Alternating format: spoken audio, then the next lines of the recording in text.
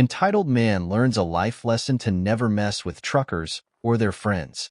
So, for context, I work for a local tow truck company as the manager, and the roads outside our city up the hills are famous for being tricky and full of deadly turns to drive on. We are a busy company, especially during heavy rain periods where the roads are almost impossible to ride with cargo trucks. The owner of the company is a sweet old lady, and she does her best to help the truck drivers have the best time possible during this shitty situation. We let them buy coffee and snacks in the stops on us, and they are very grateful for it. The costs are honestly not too high, especially because our contracts are quite hefty due said roads, plus the many other regular people who don't know better how drive there. Every week I go to the local truck stops to confirm how much we have to pay them all. I could do that by just a couple phone calls or messages, but if I have a chance to leave that office, I'll take it in a heartbeat.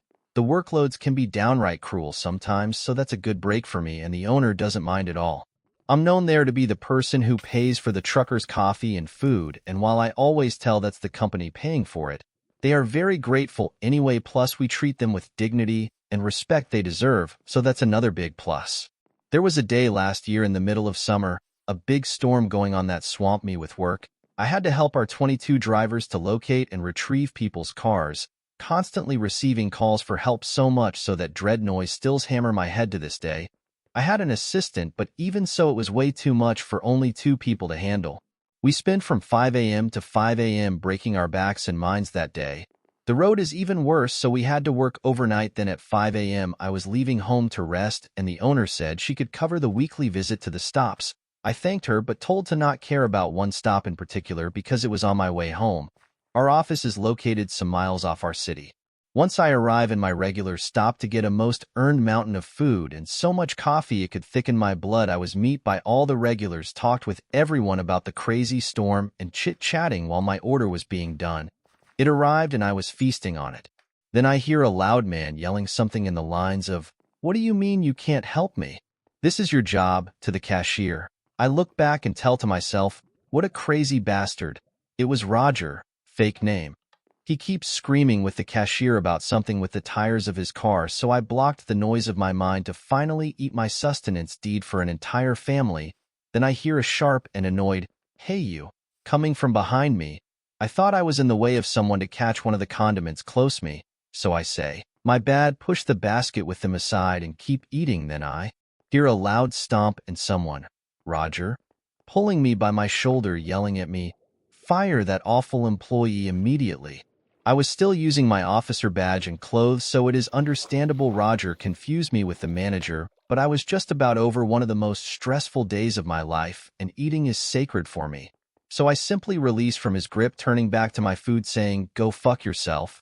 I could hear the cashier giggling and the owner, Bob, fake name, who happens to be behind the counter getting people's orders, giving a good loud laugh, then promptly telling I'm just a customer and he's the one who runs business.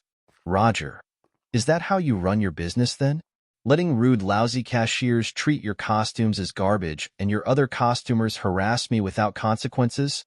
Bob looks at me and says, "I'm terribly sorry you have to go trough this opie. I'll see the bad costumer out." Roger gives the biggest gasp I ever saw. "How dare you? You let you staff and costumers harass good people like this? I'm calling the police, and by the looks of your disgusting food, I bet your kitchen is dirty with rats and cockroaches. I'm calling health surveillance too." I took great offense with this.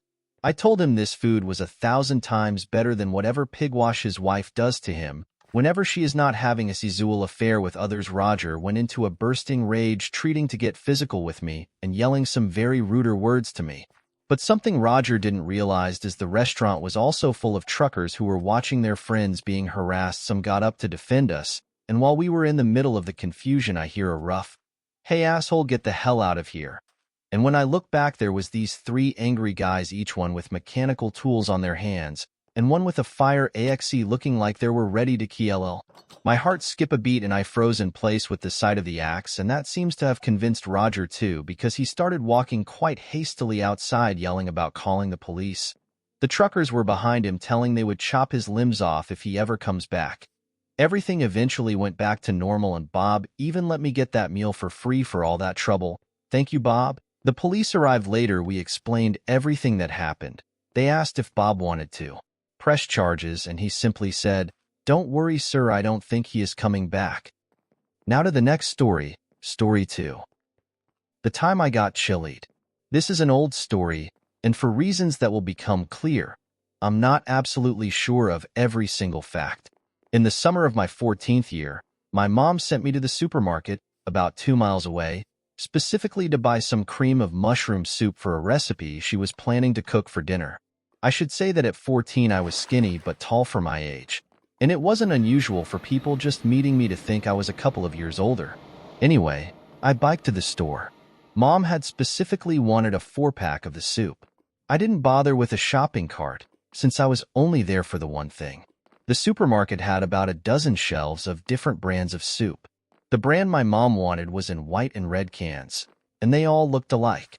The varieties weren't alphabetized, and for some time I took cans down to look at them. I found single cans of the mushroom soup, but Mom had told me to get a 4-pack.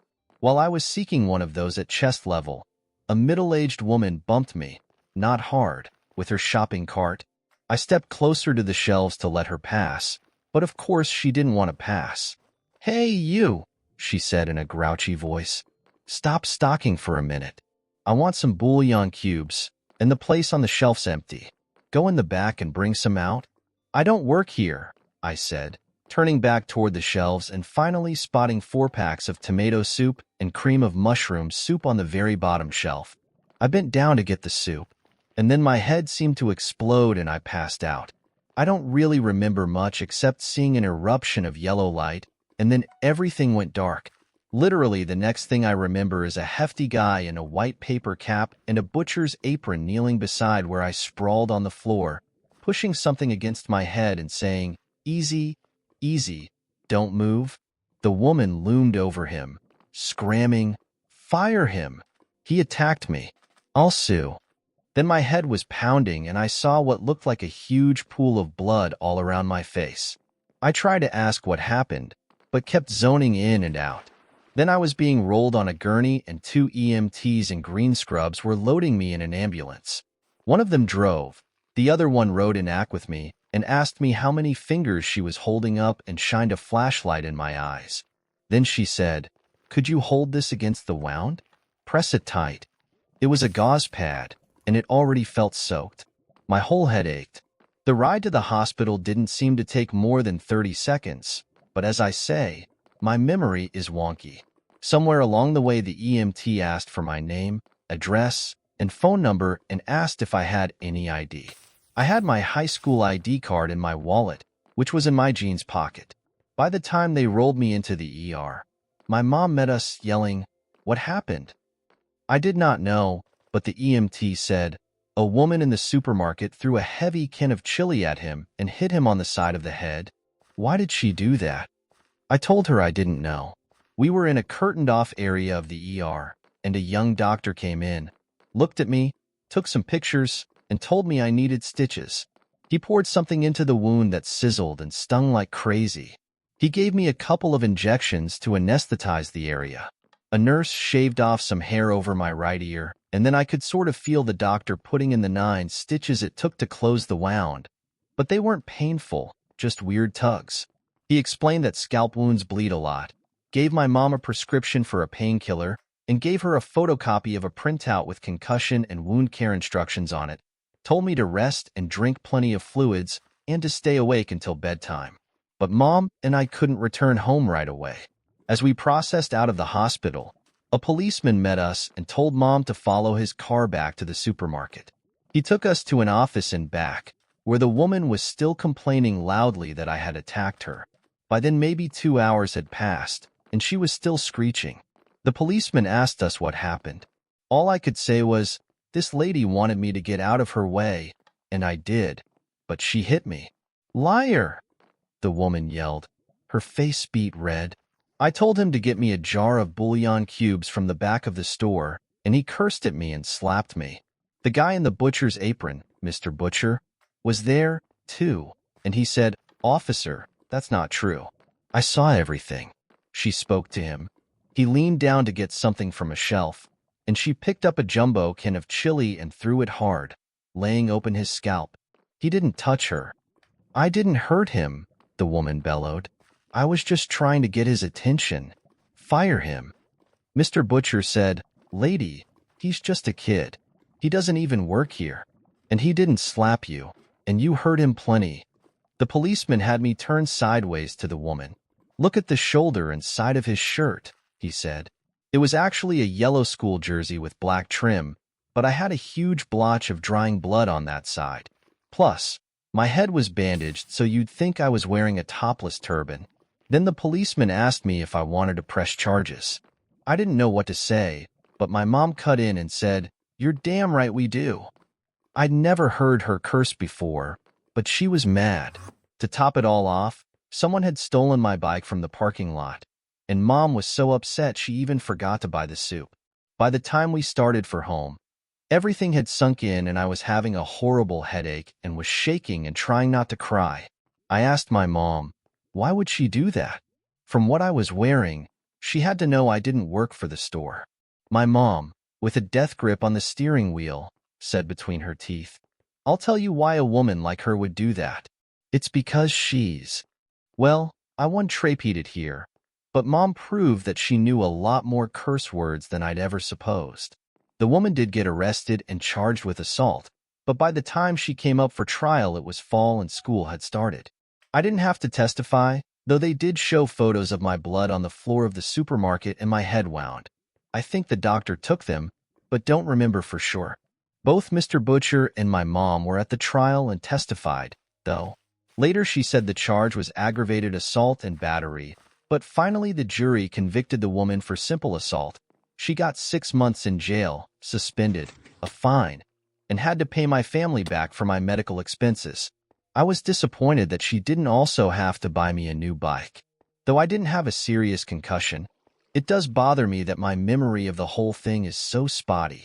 However, if I want to remind myself of this occasion, I just have to run my fingers along the right side of my head about 2 inches above my ear, and I can still feel the scar. One more story, story 3. If you have anxiety about encountering one, try these phrases, also some mini stories. I am someone who gets IDWHL moments frequently because I used to work both retail and as a DSD vendor. My face and height, particularly I suspect, still clue people in that I might know where something is, having been so visible to the public for so long as someone who did know where stuff was, that I still get asked point blank to be helped. I read this subreddit a bunch, and it looks like many people are fearful about encountering one, or begin posts with, I never thought it would happen to me, and aren't sure what to say. Well, I have had plenty of practice of being confused for one, and just by trial and error, including, can you read? Once by accident, posted previously, I have found out phrases that seem to work better to get the person's brain to halt for a second with an OH moment than the phrase which is the title of this subreddit. For those unfamiliar with the system in the US, which is most people, even those who live in the US, in my experience, DSD vendors are people who are employed specifically by a brand of product rather than employed by a store to stock just that specific brand. If you're from the US, makers of products like snack cakes, beer, wine, chips, greeting cards, trading cards, certain brands of cookies, sodas, tobacco, and several others will directly employ a person to manage the inventory and keep floor stock tidy and refreshed all on their own, independent of working for the store itself. In fact, even the business-to-business supply chain itself is independent of the store's own distribution warehouse supply system. As DSD, direct store delivery, means there is even a person who supplies directly from a localish brand-named warehouse to the store itself, and often ordered by the brand itself to refill and stock its own product almost like it was a store within a store. Therefore, it might seem pretty reasonable that A. Someone in a specific brand uniform, B. Stocking the shelf, C. Writing down orders to fill the shelf, etc., might work for the store, when they actually do not. The key indicator is that they are out of the specific store uniform, often plain clothes but possibly wearing a name tag/lanyard. But these are details very commonly disregarded, and just the mere concept of someone placing an item onto a shelf rather than taking stuff down is enough to spontaneously assign you all of the indenture of a store employee in their eyes. My favorite is, I am not employed by the store, since I think at least in American English, the work and here parts of the subreddit is often confused with this department or this area of the store, and often mistaken for simply being outside of one's typical work section, but still working just over there a bit instead. For some reason, employed and store seem to make people blink in thought for a second, and jar them from their stupor momentarily, in my experience.